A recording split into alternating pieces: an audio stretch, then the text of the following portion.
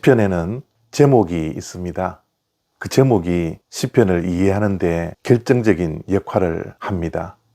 시편은 시이기 때문에 각 단어 하나하나가 함축적인 의미를 가지고 있는 시어들이죠.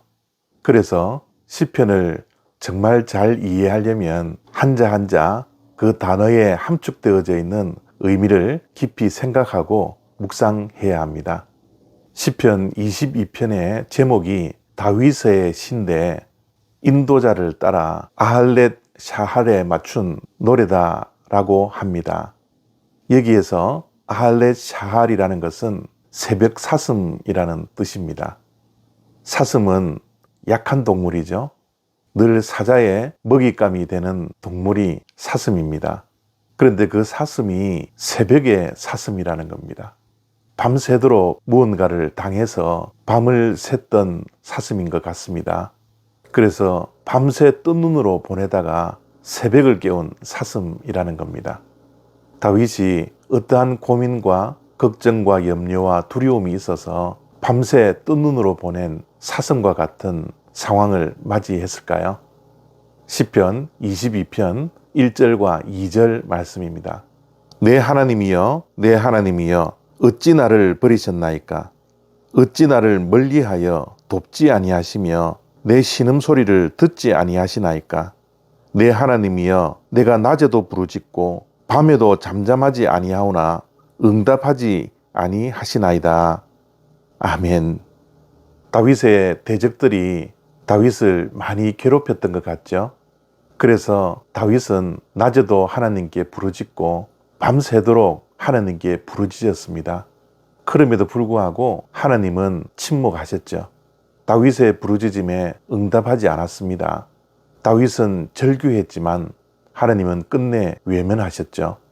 예수님도 십자가에서 이 다윗의 시편을 인용하시면서 엘리 엘리 라바 사박다니 라고 절규하셨지 않습니까?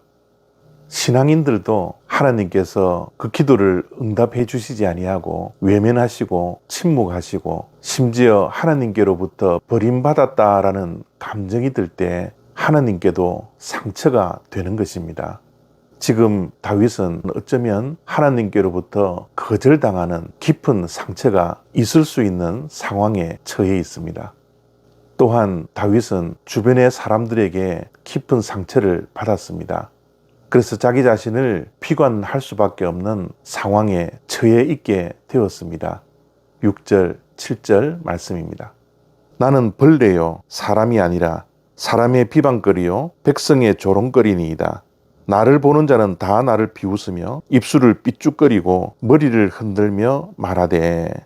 참 안타까운 상황에 있었던 다윗이죠.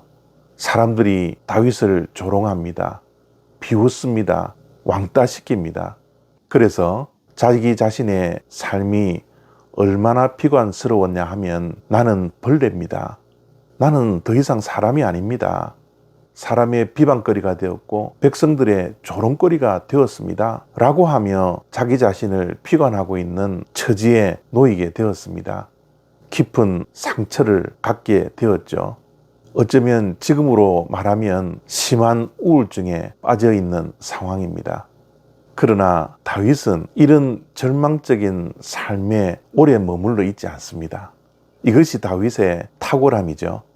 다윗은 삶에 깔려있는 짙은 어둠 속에서도 절망할 상황과 낙심할 상황 속에서도 자신을 비관할 수밖에 없는 그런 상황이라 할지라도 그는 끝까지 하나님을 붙들고 있습니다. 여호와여, 나를 멀리하지 마옵소서. 나의 힘이시여 속히 나를 건지소서.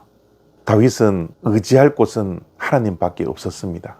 하나님께로부터도 상처가 되고 주변 사람들에게로부터도 깊은 상처를 안고 있었지만 그는 끝까지 하나님을 의지합니다.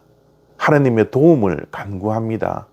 이 깊은 수렁에서 건져주실 분은 오직 한 분 하나님뿐이라는 사실을 확신하며 절망의 자리, 실망의 자리에서 벗어나 기도의 자리로 나가 하나님께 부르짖고 있는 것이죠. 그렇습니다. 오늘 혹시 깊은 상처 속에서 살아가는 주님의 백성들이 있습니까? 실망과 낙심과 절망 속에서 신음하고 있는 분 혹시 계시지 않습니까? 그 자리에서 오래 머물러 있지 마십시오. 살아계신 하나님께서 우리의 기도를 들어주시고 우리의 눈물을 보고 계십니다. 하나님 앞에 나가 부르짖으십시오. 신실하신 하나님께서 하나님의 때에 우리의 작은 신음에도 응답하여 주실 것이라는 믿음을 가지고 하나님께 나아가십시오. 오늘 주님 앞에 다윗처럼 새벽 사슴에 불과한 우리들, 하나님의 도움을 간구하는 주님의 백성 되시기를 바랍니다. 감사합니다.